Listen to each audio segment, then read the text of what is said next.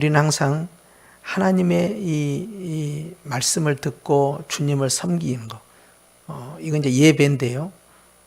에덴 동산에서 예배가 지금처럼 뭐 사도신경하고 뭐 찬송하고 기도하고 뭐 그런 건 아니잖아요.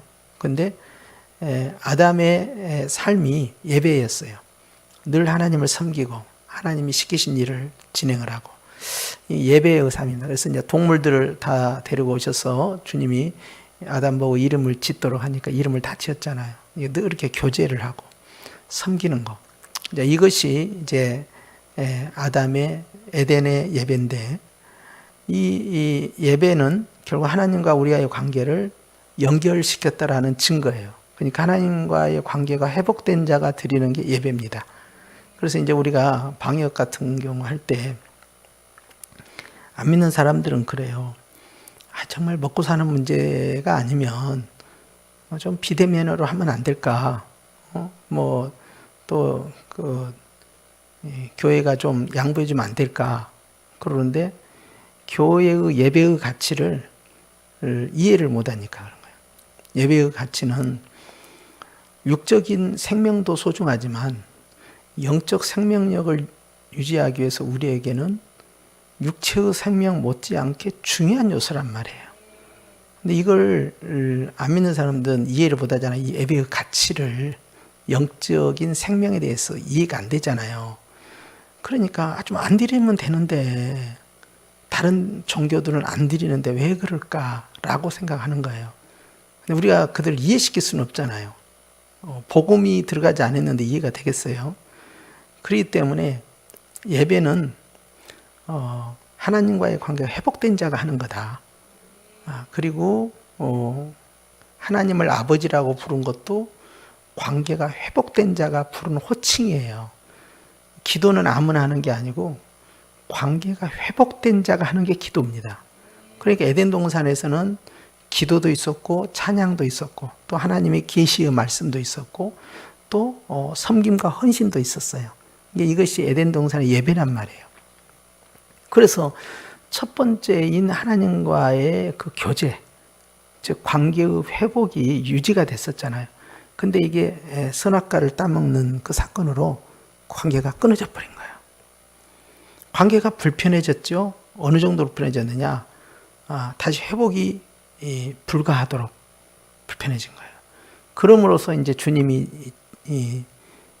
정령 죽으리라, 반드시 죽는다, 이거 적용되는데 첫 번째의 죽음이 하나님과의 관계 단절. 이게 첫 번째 죽음이에요. 관계가 단절되니까 이제 문제가 발생한 거예요.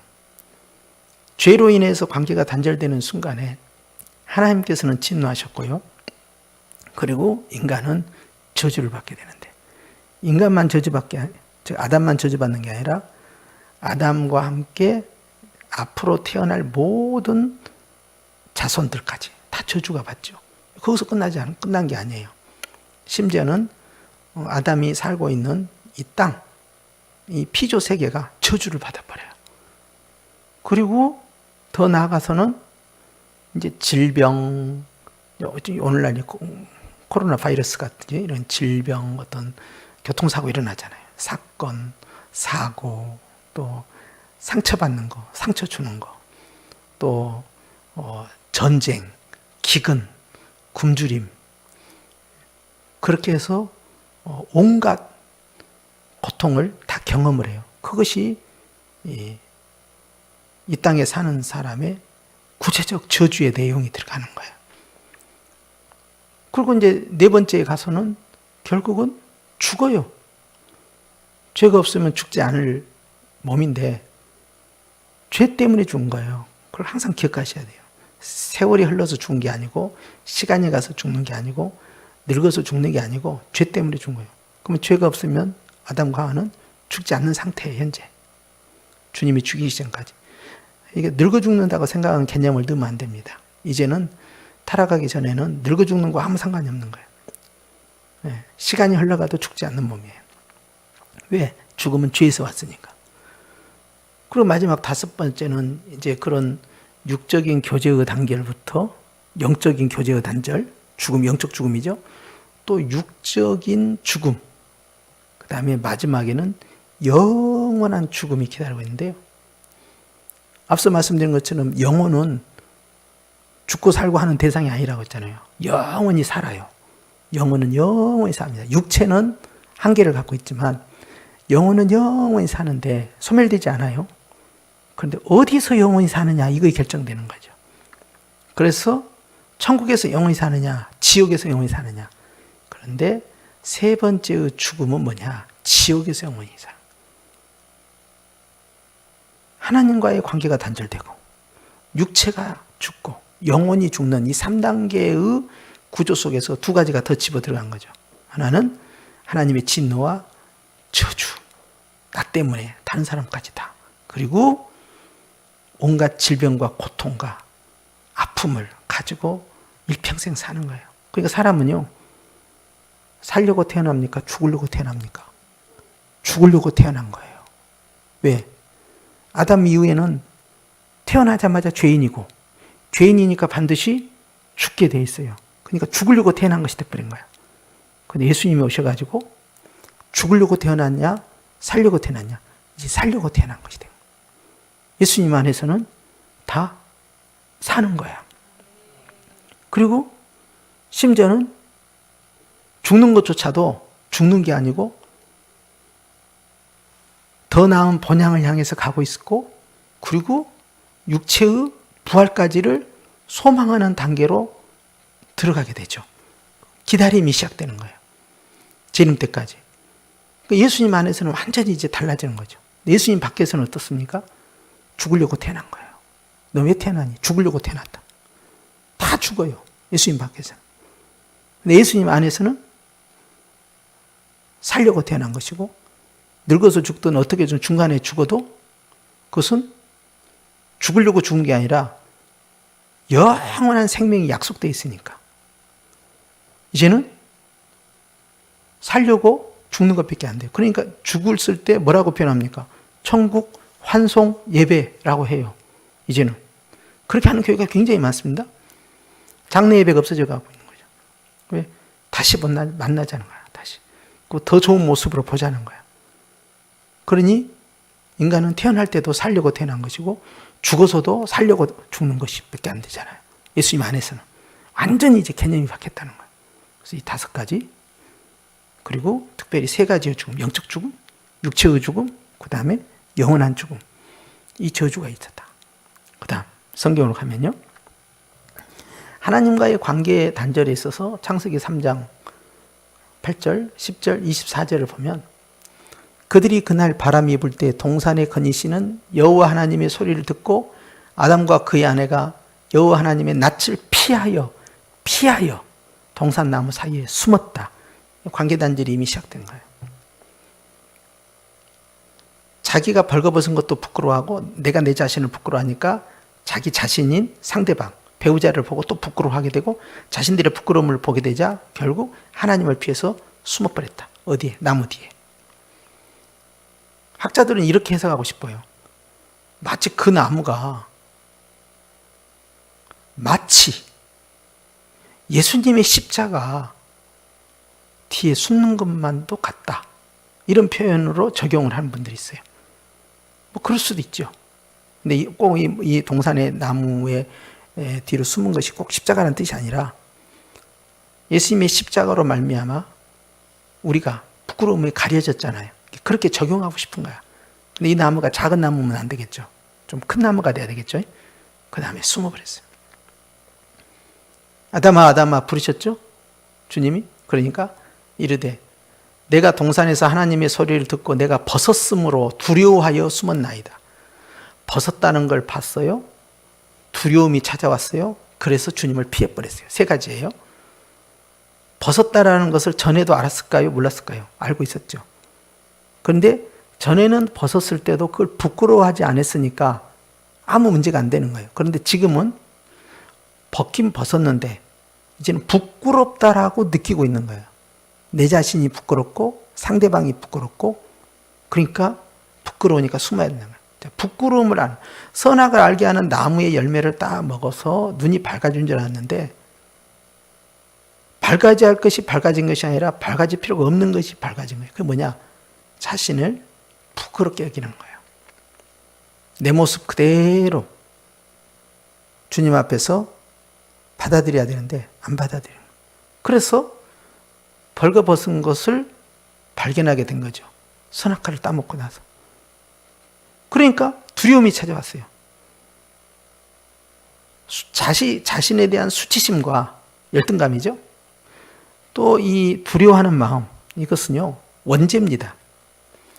그러니까 주님이 두려워하지 말라, 두려워하지 말라, 두려워하지 말라, 이것은요 계속 원죄의 결과를 치내고 있는 거예요. 계속 그걸 치유를 받아야 되는 거죠. 그 다음에 이제 내 자신에 대한 열등감, 자기 컴플렉스에 빠진 거, 자기를 부끄러워하는 거, 또 그렇게 열등감이 있는 사람은 그걸 이제 포장하고 그와 비슷한 모습을 갖고 있는 상대방을 보면서 부끄러워하고 무시하고 멸시하고 비난하죠. 이런 것이 다 원죄에서 시작된 거예요. 원초적 죄악이에요. 이런 열등감이나 상대에 대한 비난 같은 거. 그리고 두려워하는 거. 그리고 숨어버렸어요. 그 나무 뒤에 숨어봐야 해결이 안 돼. 근데 십자가 뒤에 숨는 것은 좋아요. 왜? 십자가와 함께 우리의 죄가 못 바뀌었기 때문에. 그런데 24절에 보니까 이같이 하나님이 그 사람을 쫓아내셨다. 결국 어떻게 합니까? 쫓아낸 거예요. 관계 단절이죠. 쫓아낸 거예요. 나무 뒤에 숨을 때도 관계 단절이 됐는데 주님의 가죽옷을 입혀가지고요. 지가 부끄럽다고 하니까 애매한 짐승을 잡은 거예요. 애매한 짐승. 최초의 사건이죠. 짐승을 잡은 거예요. 그래서 학자들은 이게 어린 양 예수님을 상징한 것 같다. 이게. 그렇게 해석하고 싶지 않겠어요? 어떤 짐승이라고 나와 있지 않지만 그렇게 해석하고 싶은 거예요. 짐승이 희생이 된 거예요. 그래서 그 가죽옷을 입힌 거예요. 아담과 하와에게 각각. 그리고 수치를 가려주는데 수치를 가려주고 살게 하는 게 아니라 수치, 부끄러움을 가려준 다음에 쫓아냈어요. 동산에서. 에덴 동산이 온 피조물의 지성소입니다. 그런데 그 지성소에서 쫓겨난 거예요. 그리고는 두르지 못하도록 동쪽을 통해서 들어가는 거예요. 에덴 동산에. 그리고 동쪽으로 통해서 가야만이 동산 중앙에 생명나무를 만나요. 그런데 거기에다가 그룹들, 천사들이죠. 높은 천사들이에요. 높은 레벨의 천사들을 세우고 거기에 두루 도는, 스스로 검이 돌아요. 불이 붙은 검이 스스로 돌아다녀요. 스스로 돌아다니는 검이 그 문을 지키고 있는 거예요. 동문은 하나님이 출입하는 문이에요. 성막과 성전을 지을 때 동쪽으로는 하나님이 들어오시는 문이에요. 사람은 남쪽으로 들어와요. 그래서 동문은 항상 거룩한 문이에요. 왕이 들어오시는 길이에요. 왕도죠. 왕도는 다른 사람은 못 들어와요. 하나님은 동쪽이에요. 그래서 태양도 우리가 동쪽에서 떠오른다 그러는데 동쪽이 가지고 있는 상징성이 하나님의 출입구다. 그런데 에덴 동산도 동쪽이에요. 그럼 우리가 지도를 놓고 보자면 그 에덴 동산이 어디에 있는지 우리 모르잖아요. 가령 예루살렘에 있었는지 또는 이라크 지역에 있었는지 어디 있다고 가정합시다. 그런데 그쪽으로부터 동쪽이에요. 그럼 동쪽이 어디입니까? 중동에서 동쪽이면 우리나라 방향이죠. 중국 방향, 또 인도 방향, 이쪽 방향이잖아요. 이쪽에서 태양이 올라오는 거죠. 그쪽에가 출입구가 있었다는 거죠. 거기를 막아버린 거예요. 거기에서 유프라테스 티그리스 강이 발원지가 되어서 나갔는데 노아 홍수 이후에 지형이 다 바뀌어버린 거예요. 그래서 티그리스 강의 발원지와 유프라테스 강의 발원지가 완전히 떨어져 나가버렸어요. 어딘지를 몰라요, 이제는. 그렇지만 중동일 가능성은 굉장히 높은 거죠. 어디일까? 이라크일까? 이란일까? 아니면 예루살렘일까? 유대인들은 예루살렘이라 하고 싶은 거야. 그런데 예루살렘에 가면요, 그렇게 물이 흘러갈 만한 그런 것이 아니에요. 다 돌짝밭이고요. 거기는. 이라크 모술이라는 도시가 있는데 모술에서 좀 아래쪽으로 내려가면 에덴이라는 지명을 갖고 있는 마을이 있어요. 그리고 거기다가 이제 막 장식도 뭐 조형물도 만들어 놓고 식물도 심고 그렇게 했는데 그냥 우리가 일반적으로 보는 그냥 중동이에요. 그냥 그 회색빛 중동, 모래 있고 뭐 황토색 비슷한 회색 그런 것이지 그냥 우거짓고 아름답고 뭐 그런 게 아니란 말이에요. 근데 이름이 아무튼 에덴이라는 이름이 있어요. 에덴은 뭔 뜻이에요? 기쁨이란 뜻이에요. 기쁨의 동산. 근데 주님은 그 에덴을 없애버렸지만 예수님을 통해서요 그 에덴을 다시 만드셨어요. 어디냐? 바로 우리의 마음이에요. 기쁨의 동산을 만들었다고. 우리 마음의 성전에. 그리고 성령님이 그 성전에 들어와서 거하셔요. 그것이 성전이고 그것이 기쁨의 동산이고 그것이 영적 에덴이에요. 네. 그 다음 넘어가면요. 이제 요한복음 8장 44절에 보니까 너희는 너희 아비 마귀에게서 났으니 너희 아비의 욕심대로 너희도 행하고자 하느니라. 욕심이에요, 욕심. 마귀에게서 태어났다는 거예요. 우리는 성령으로 태어났는데 마귀에게서 태어났다는 거예요. 그러니까 내 조상이 누구냐? 나를 누구라 하느냐? 자기 정체성, 자기의 아이덴티티는 어디서 찾을 것이냐? 부모에게서 찾는 거죠. 그래서 원래 고향이라는 것은 내가 태어난 곳이 고향이 아니에요. 아버지가 태어나서 살았던 곳이 원래 고향이라고 하는 겁니다. 그래서 내 아비의 본토 친척집 이렇게 들어가잖아요. 그러니까 그러면 내가 서울대병원에서 태어났으면 서울대병원이 제 고향입니까? 아니잖아요. 그러니까 부모의 출생지를 찾는 거예요, 고향은. 원래 이제 그렇게 쫓아가는데 내 정체성이 어디냐? 내 정체성을 누구에서 찾냐면 내 부모에게서 찾는데 지금 내 부모가 누구로 되어 있냐면 너희 아비 마귀 그래놨어요. 마귀 자식이라는 뜻이죠. 얼마나 아주 모욕적인 말입니까? 예수님이 하신 말씀이에요. 회개하지 않는 바리새인들을 보고 그 유대인들을 향해서 너희들이 신앙생활 잘하고 있다고 주장하는데 그러나 너희 정체가 뭐냐? 정체는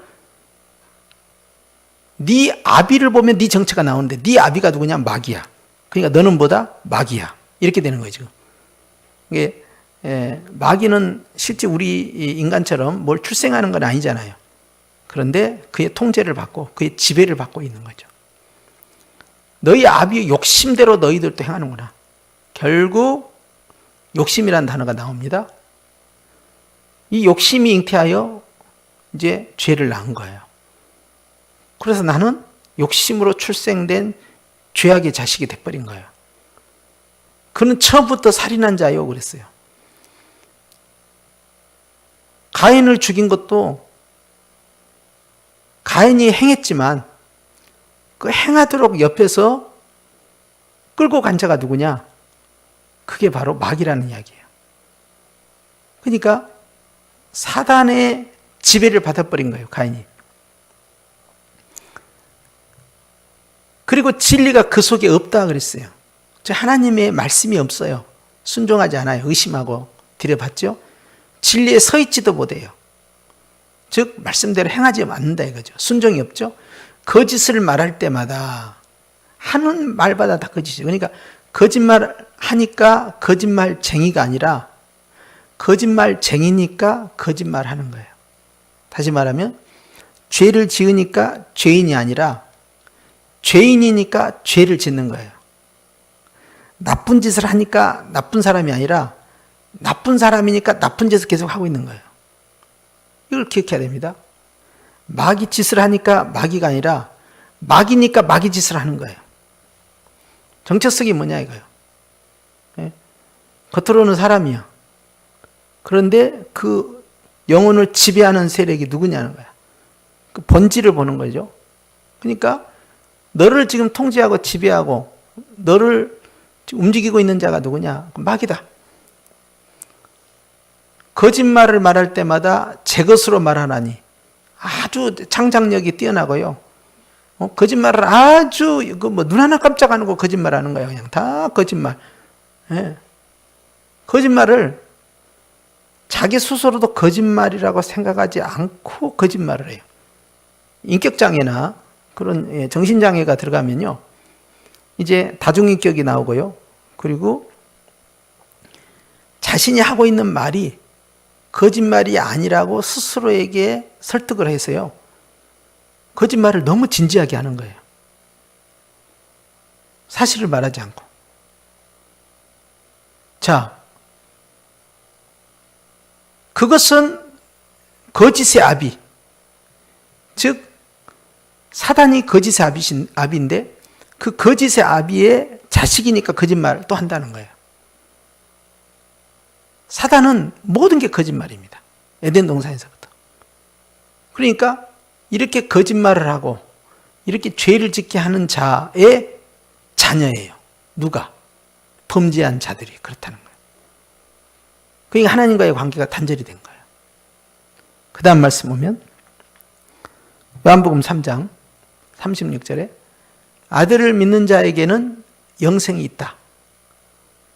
아들에게 순종하지 아니한 자는 영생을 보지 못한다. 그리고 도리어 하나님의 진노가 그 위에 있다. 자, 둘로 나눠놨죠. 영생이 있는 아들과 영생이 없는 아들로 나눠놨어요. 영생이 있는 아들은 생명이잖아요. 영생이 없는 아들은 하나님의 진노, 심판이 있어요.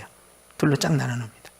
결국 아담은 선악과를 따먹고 나서 하나님과의 관계가 단절됐을 뿐만 아니라 하나님의 진노, 즉 심판의 진노가 그 위에 있어요.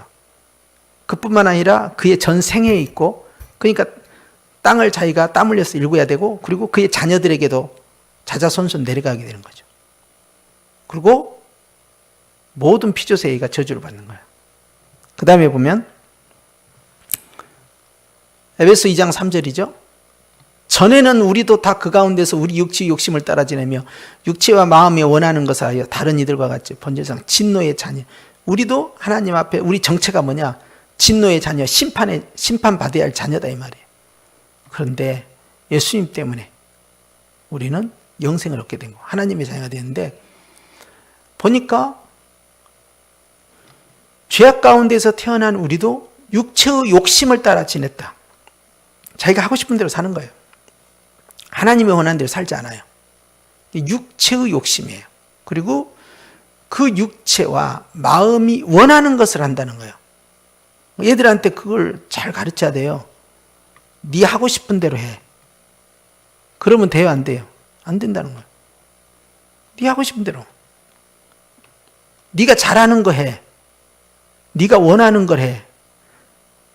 진학 지도를 하거나 진로 지도를 할 때 자기가 잘하고 자기가 좋아하는 것을 하면 이것이 하나님이 나에게 주신 직업의 소명인갑다. 이렇게 착각하면 안 돼요.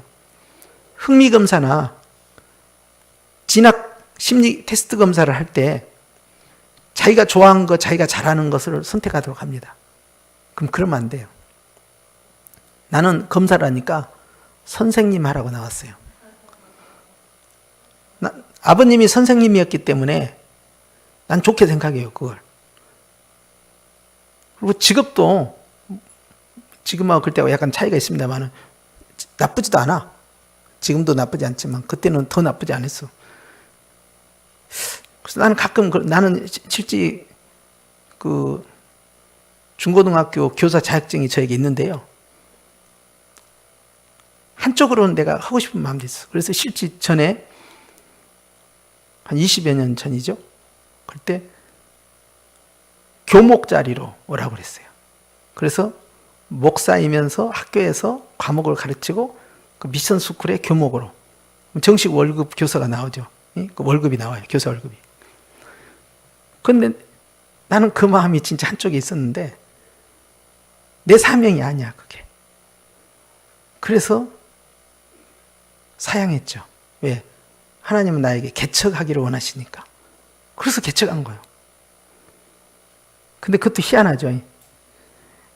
개척을 세팅을 다 해놓으니까 전화가 오는 거예요. 그게 항상 마지막 단계는 항상 그렇게 오더라고. 뭘 다 해놓으면 그때서 아주 달콤한 제안이 들어요. 매번 그래. 그러더니 딱 결정이 나니까 딱 전화가 오는 거예요. 마음 한쪽으로 아깝다. 그리고 내려놨어요. 그것도 이제 광주 쪽에서 연락이 온 거예요. 그러니까 얼마나 가까워요. 고향과 불과 20분 거리면 되잖아요. 20분, 30분이면. 얼마나 가까워. 그런데 안 했죠. 그래서 그냥 교사 자격증만 갖고 있을 뿐이지 실제로 그걸 사용하지는 못했어요. 나는 학교 선생님보다 교회 선생님, 목사님은 교회 선생님이거든. 교회 선생님이 나는 더 의미 있다고 생각했죠. 그리고 실제 사명이 그게 아니니까 못 간 거예요. 내가 원하는 걸 할 수가 없어요. 내 몸이 원하고 내 마음이 원하는 대로 그렇게 끌려가면 안 돼요.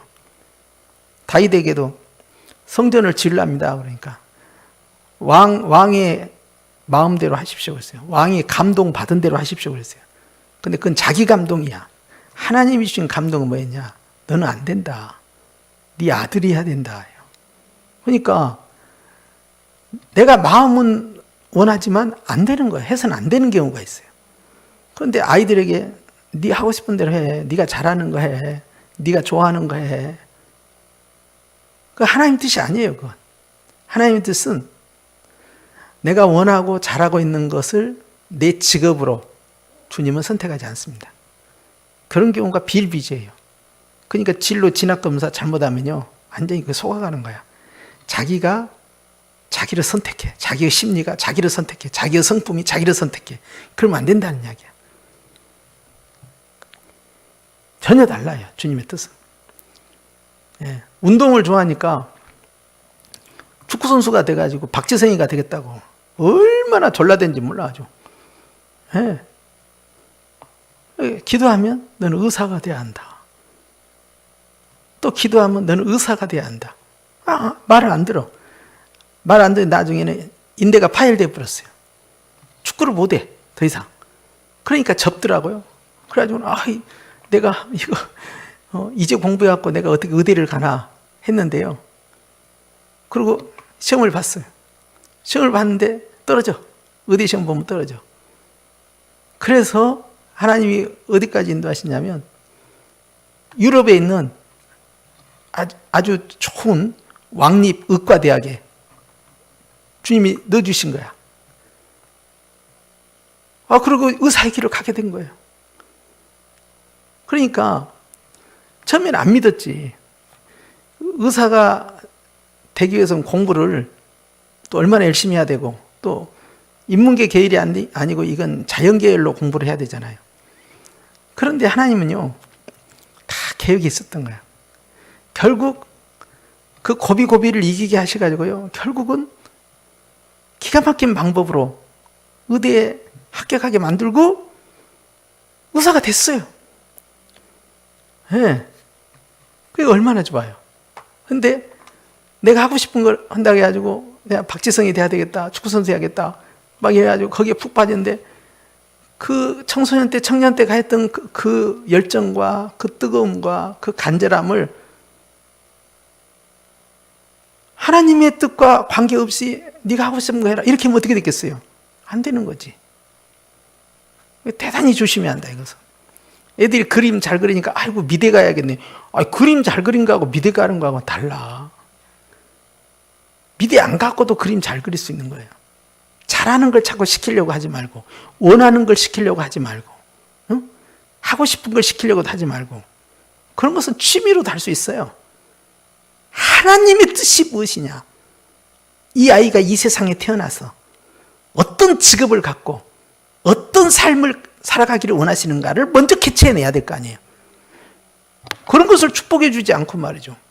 그냥 잘하는 거 시키고 원하는 거 하고 하고 싶은 거 하고 그렇게 되면 하나님 뜻은 뭔데? I don't know. 그러니까 문제가 되는 거예요. 에베소 5장 6절에 누구든지 헛된 말로 너희를 속이지 못하게 하라. 속이는 자가 있어요. 헛된 말 해가지고 야야 따 먹어 괜찮아 따 먹어 안 죽어 따 먹으면 하나님처럼 돼 얼른 따 먹어 얼마나 맛있다고 먹으면 눈이 확 밝아져 얼마나 좋네 쏟아 말로 다 입으로 죄를 짓는 거예요. 하나님의 진노가 불순종의 아들들에게 임하나니 그랬어요. 예. 에베소 2장 4절 말씀에는 이 불순종의 아들들 가운데 역사하는 영이 있는데 마귀가 있는데 그 영이 바로 공중 권세를 잡은 마귀다 그랬어요. 순종치 못하게 만듭니다. 하고 싶은 대로 하게만 해요. 하고 싶은 대로.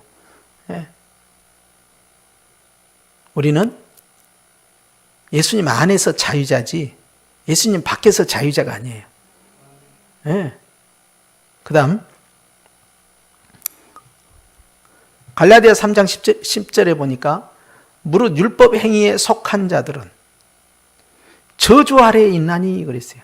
즉 하나님의 율법을 온전히 다 지킬 수가 없잖아요. 그러니까 결국 저주 아래에 있다는 거예요. 기록된 바 누구든지 율법책에 기록된 대로 모든 일을 항상 행하지 아니하는 자는 다 행할 수 없죠. 율법대로 어떻게 해요. 저주 아래에 있는 자라 하였다. 우리는 율법으로 잣대를 갖다 댔을 때 의인은 없나니 하나도 없게 된 거예요. 율법이 없을 때는 의인지 악인지 구분이 없어. 근데 율법이 딱 갖다 오니 율법에 다 빗나가 있네? 미달되어 있네? 부족하네? 다 이웃십보 소백번에 하나님 앞에서 의인이 누가 있겠냐는 거예요. 아무도 없다는 거죠. 그렇기 때문에 미달된 자, 부족한 자는 다 어떻게 됩니까? 다 저주 가운데 있는 거예요. 죄인은 다 죽습니다. 그런데 예수님이 그 저주를 다 없애버린 거예요. 요한계시록 22장 3절에 보니까 다시 저주가 없으며 하나님과 그 어린 양의 보좌가 그 가운데 있으리니 그의 종들이 그를 섬긴다고 그랬어요. 예수님 안에서는 다시는 저주가 없다는 거예요. 하나님, 그 다음에 어린 양의 보좌 그 가운데 있다는 가운데. 천국의 중심의 가운데, 마음의 중심의 가운데, 나의 삶의 중심의 가운데 주님이 계시는데 그의 종들이 그를 섬긴다고 그랬어요. 하나님을 섬긴다는 건 예배드리는 거예요. 하나님의 말씀에 순종한다는 거예요. 누가 하나님 앞에 예배드리고 누가 하나님께 순종하느냐? 하나님의 종들이 그렇다는 거예요. 하나님과 관계가 회복된 하나님의 종들, 저주로부터 완전히 벗어난 하나님의 종들이 하나님께 예배드리고 찬양하고 섬기고 봉사하고 헌신해요. 그게 교회예요. 그러니까 교회 밖에 있는 사람은 교회를 이해할 수가 없는 거예요. 예배 좀 안 드리면 어때? 집에서 좀 드리면 어때? 꼭 뭐 현장에 꼭 와야 돼? 하고. 하나님 어디서나 다 계시니까 어디서 예배드려 다 받아들이겠지. 그러는 거예요. 방역 문제만 아니면 집에서 예배 드리면 안 돼요. 그건 교회가 아니야. 나 혼자 신앙이야. 교회잖아요. 모여야 돼요. 모이는 회예요. 교회는 모여야 돼요. 그날이 가까울수록 모이는 것을 피하는 자들과 같이 하지 말고 모이는 데 힘쓰라 그랬죠? 이 바이러스 전염병 문제만 아니면 전염병 문제가 다 끝났어. 다 끝났는데 그래도 유튜브로 예배 드려도 괜찮고 우리도 흩어져서 예배 드리면 괜찮고 집에서 골방에서 드리고 CTS 보고 이렇게 예배 드려 괜찮지 않냐라고 주장하면 안 된다는 이야기예요. 예배가 아니야 그건.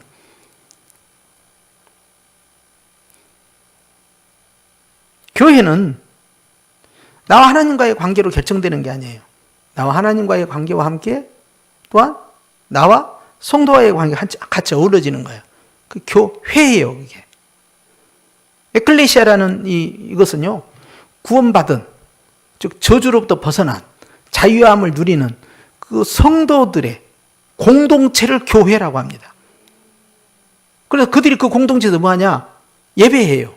기도해요. 찬양해요. 하나님이 원하시는 일을 해요. 같이. 이 교회예요. 혼자. 무인도 혼자 있으면 혼자 예배 드려야죠. 그러나 그건 특수 상황이잖아요. 지금 코로나도 특수 상황이에요. 전쟁이 일어나면 특수 상황이에요. 그러나 일반 상황은 어떻게 됩니까? 다시 다 모여야 되는 거예요. 모여. 그때 가서도 나 그냥 인터넷으로 할게요. 그냥 집에서 할게요. 나 오늘 몸이 피곤하니까 또 머리 안 감고 말이야. 또 나가기 귀찮으니까 뭐 내일 할 일이 많으니까 오늘 좀 쉬어야 돼. 이렇게 하면서 집에서 한다? 주일이잖아요. 주일. 주인 주자예요. 주님의 날이지 네 날이 아니다 이거야. 네 시간이 아니야. 주님의 시간이야.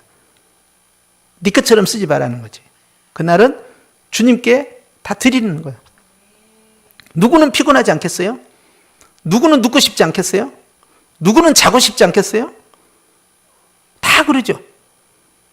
그러나 주일은 안식일이 아니에요. 주일은 안식일처럼 아무것도 안 하는 날이 아니에요. 주일은 부활의 날이에요. 많은 것을 하는 날이에요. 하나님께. 그 으뜸이 예배예요. 그래서 정한 날, 정한 시간, 정한 장소에서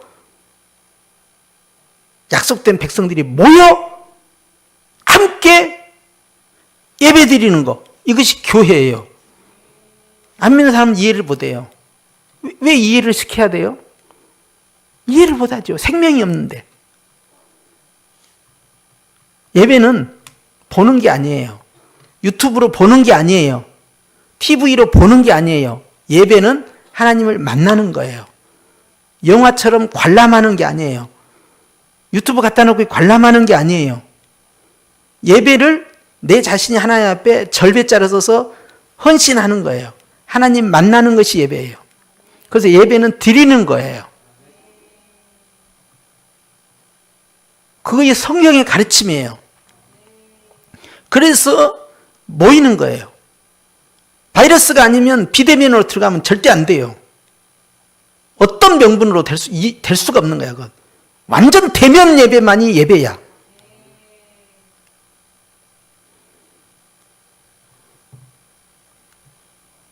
오늘 성도 들어온 숫자 있죠? 못 들어온 숫자 있죠? 유튜브 접속한 숫자 있죠? 다 합치면 몇 명일 것 같아요? 절반도 안 돼요. 8월달도 9월달도 10월달도 11월달도 12월달도 1월달도 똑같아요. 유튜브 접속자는 똑같습니다. 10명을 넘지 않아요.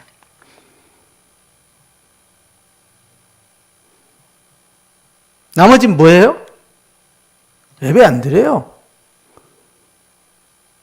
딴 교회 가서 예배 드리고, 딴 교회 어디로 가 지금? 받아주지 않아요. TV로 본다고요? 잠시 보다가 화장실 가고, 잠시 보다가 전화 받고, 잠시 보다가 주방에 가고. 예배예요? 어떤 교회는 딱 경건하게 앉아가지고 온 가족이 앉아서 딱 TV로 또는 이 스마트폰으로 해갖고 다 같이 이렇게 모니터 갖다 놓고 예배를 드리는 그런 가정도 있어요. 최선을 다한 거예요. 그러나 그것도 온전한 건 아니에요. 가족 단위로만 있으면 안 돼요. 다시 다 모여야 돼요. 근데 바이러스 때문에 안 되는 거예요, 지금. 이거 끝나면 개인 이기주의나 가족 이기주의나 똑같은 이기주의예요. 모여야 돼요. 그것이 교회예요. 전면적 대면 예배로 회복이 돼야 돼요. 이 핑계 저 핑계 대고 예배를 안 드려요. 제가 싫어서 예배를 안 드린다고요? 그 전부터 예배 안 드렸어요.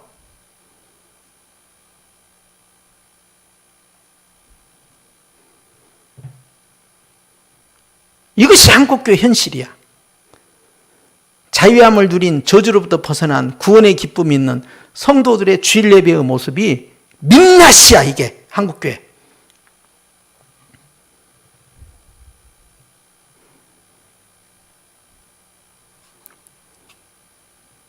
참 답답한 일이죠. 그 다음 봅니다.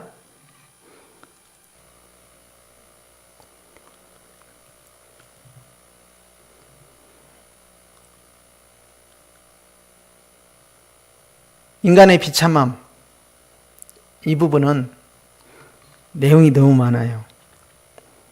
그래서 이건 다음 시간에 해야 되고요. 아직도 할 게 굉장히 많거든요. 그래서 다시 한번 정리를 하자면 저주로부터 묶여있는 자와 저주로부터 벗어난 자가 공존하고 있는 세상에 살고 있어요. 그런데 저와 여러분은 저주받은 인생이 아니에요. 복받은 인생이에요. 나와 내 자녀와 내 자손들이. 그 복 있는 사람이 해야 할 일은 하나님을 만나는 거예요. 예배예요. 예배하는 기도와 찬양과 말씀과 헌금과 헌신이 다 들어있어요. 그리고 성도의 교제예요. 그 성도의 교제의 상징이 성찬식이에요. 근데 지금은 성찬도 못 하잖아요. 코로나 때문에. 그리고 또 한 가지 방법이 광고하는 거 있죠. 광고도 성도의 교제예요. 그러니까 광고를 쓸데없는 광고를 해서는 안 돼요. 일반 어떤 사적인 어떤 홍보 광고처럼 광고해서는 안 되는 거예요. 그 예배의 순서예요, 그게. 대단히 제한돼야 돼요. 그리고 주님을 대리해서 축복을 해줘요. 그게 축도예요. 이런 모든 것이 어우러지면서 우리는 주의를 보내는 거예요. 우리는 저주로부터 벗어났기 때문에 그래요. 하나님께서 또 여러분 한 주간 동안 지켜주실 때 마음이 움츠러들어서는 안 돼요. 나는 복 있는 자구나. 나는 그 누구보다도 복된 자구나. 감사하면서 살아야 돼요. 그래서 계속 감사를 하잖아요. 그러면 마음이 평안해지고요. 기쁨이 생겨요. 그리고 주님을 굳게 의지하고 오전에 드린 말씀처럼 응답이 혹 더뎌도 실망해서는 안 돼요. 부르짖는 것은 쉬워요. 그런데 내가 기도한 것을 믿고 기다리는 것은 더 어려워요. 그런데 그렇게 기다리는 것이 믿음이고 그렇게 기다리는 것이 주님의 기다림에 동참하는 거기 때문에 주의 사역의 동역자예요. 헛된 시간, 헛수고하는 게 아니에요. 세월만 보내고 있는 게 아니에요. 하나님 일을 지금 같이 하고 있는 것이 예수님 안에서의 기다림이에요. 내가 정한 시간으로 자꾸 잣대를 갖다 대면 마음만 더 조급해지는 거예요. 하나님께서 함께 하심을 믿고 반드시 응답하실 것을 신뢰하면서 확신 가운데 기다리는 것이 믿음이에요. 이번 한 주도 여러분들의 각가지 기도의 제목들이 확신에 찬 기도와 소망의 기다림 속에서 승리하시기를 주의 이름으로 축원합니다. 기도하십시다. 하나님 아버지 감사합니다.